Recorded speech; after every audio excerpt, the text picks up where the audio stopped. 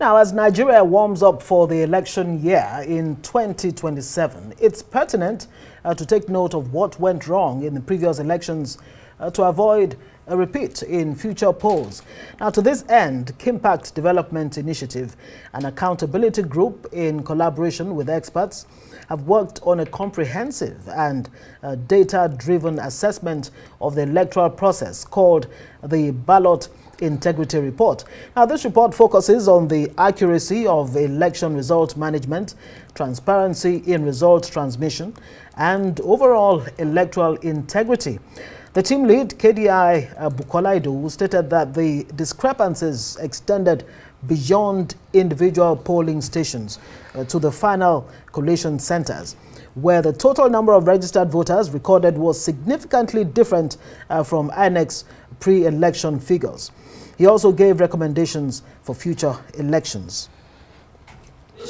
The poor training we have seen from the ad hoc staff, or incompetence in some places, in terms of reflecting in arithmetic error, simple arithmetic, that is less than, of course, probably less than 200, then you see those errors. You see 1, you see 2, and then the addition is not really tallying. And when you have all this, it's calling to the credibility of the election. As we approach Anambra election, let's get it right, so that by the time we are moving into the general election, of course we still have Ekiti and Osun, we should have perfected most of this. 2027 election, I'm very sure Nigeria is not going to listen to any of these. They want a perfect election that Nigerians want, where their vote can't.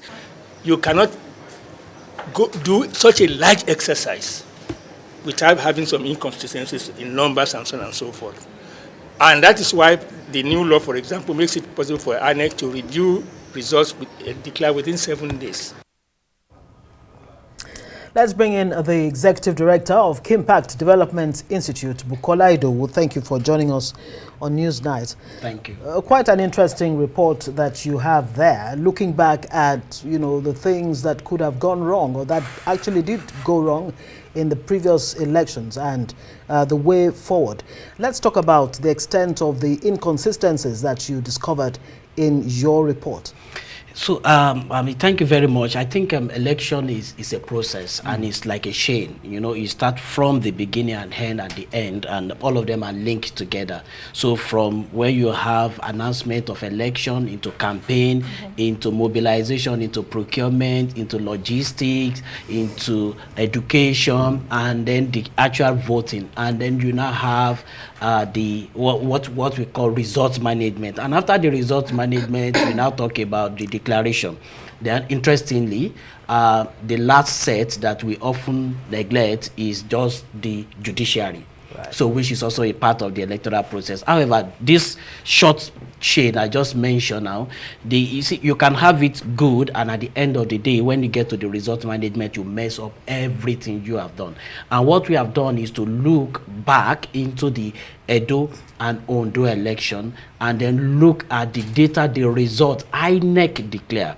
Look at the IREV result, and then statistically analyze it, and then massive discrepancy, massive irregularities or inconsistencies that we've seen, that we call on INEC to make sure that, look, you need to work on this and perfect it. So what are some of those things? Number one, yes, mismatched registered voter. Before the election, INEC announced a figure for registered voter. However, Edo election went on with 3 different figures for registered voter. The one INEC released before the election, then the one the collation officer on the day of the election announced, and then the one collated on IREV.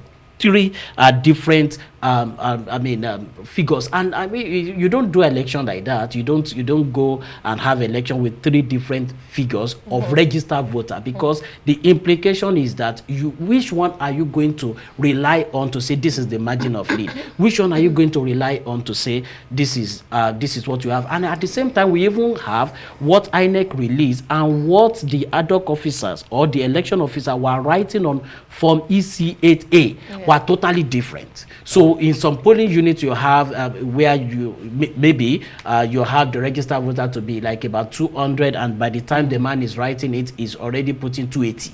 Wow. So this kind. Then we also have where you have what I call mismatch between accredited voter and the total vote cast. And that is simply just in a layman language, that some ballot paper were missing. Yeah. That is what it means. So, and for instance, in Edo, when you tabulate it, you are looking for about over 29,000 ballot paper in just this concluded election. So what it means is that some people accredited. So when you now have the number of accredited figure more than total vote cast, don't forget, during the gas time, in INEC, you go and do your accreditation, you go back and you come back. But now, then some people don't come back, so your accredited figure can be more than you can understand. But now it's simultaneous accreditation and voting. So between you are doing your accreditation and then dropping voting. and then 29,000 ballot paper were missing, unaccounted for. That's huge. But when you say massive, how huge is this enough to alter the final outcomes of election? That's one. Two, I heard you talk about simple arithmetic. So obviously it's not so simple. If we are having, it's not 1 + 1 is 2. If we're having this level of problem, it's not so simple anymore. Yeah. But IREV, I'm glad you mentioned IREV, because IREV portal was supposed to come and be the game changer, transparency and all of that. Yeah. In your analysis, what happened to IREV? Why is IREV not fixing this challenge? So number one, how massive? What it means is that, like I said, in Edo, you have 29,000 ballot paper unaccounted for, over 29,000. And the margin of lead between the winner and the second runner-up in that election was just 44,000. So that 29,000 could either go either way. That is number one. So it's massive.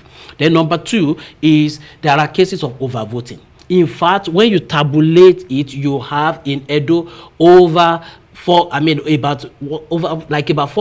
polling units with overvoting. And what the law says is that whenever you see the case of overvoting, cancellation. Yes. Now we did that, we tabulate it. If you look at valid votes in polling units in Edo, where you have overvoting, the total valid vote in those places is just 59,000, over 59,000.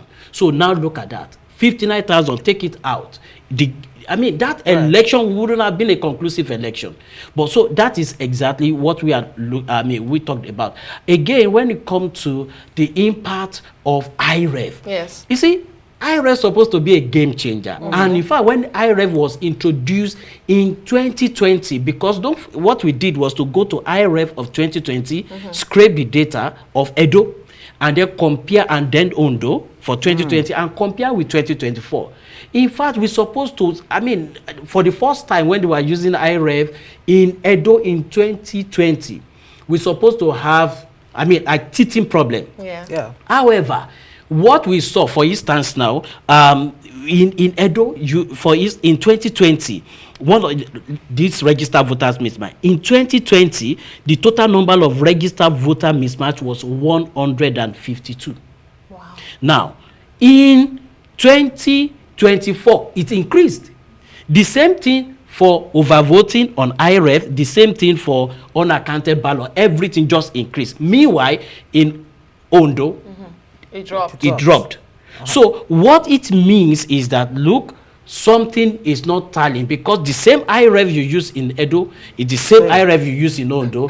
Everything went well in Ondo, something went wrong in Edo. So that needs to be in your investigation. Have you been able to discover exactly what could have gone wrong? And then again, these findings, these research outcomes on your part, can they be used in election litigation? Can they be used as evidence? Of course, it can be used, but however, of course, that is not the entire goal of this. The entire goal is to see how do you improve. It's not basically to use it for litigation. Absolutely. And that is why most times when we release this report, we release it so that we can, the time of litigation will have, where you can present it for election, for that. Because it is not, that is not the most important thing. Is not that this party A should benefit party B, but calling the attention to that process. That this process, for instance, in 2023, a nation that spent over 400 billion on INEC budget, and then you now have an election that is not tight. You have an election that is questionable.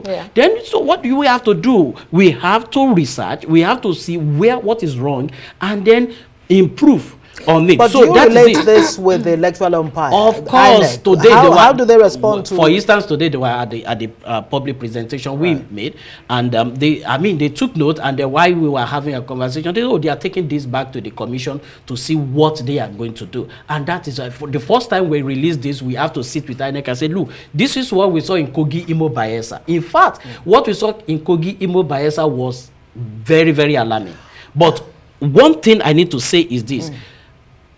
Our legislation must begin to look at giving legislative backup for backing for IREV.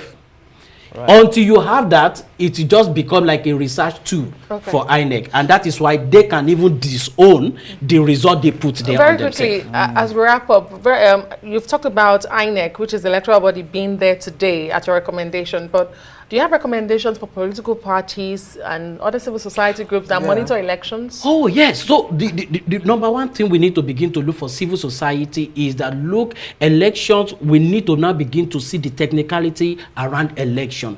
Now, election rigging doesn't mean that, look, they change figures, but it starts from collation at the collation center, and most times we don't observe that. So civil society, everybody need to begin to look into that, and then we must diversify in the area of what do we need to do. Do we want to look at result management? Do we want to look at mobilization? That is that. Therefore, INEC, one, they need to see that, look, they improve this process. This process must be done by, number one, make sure you upload ward level results.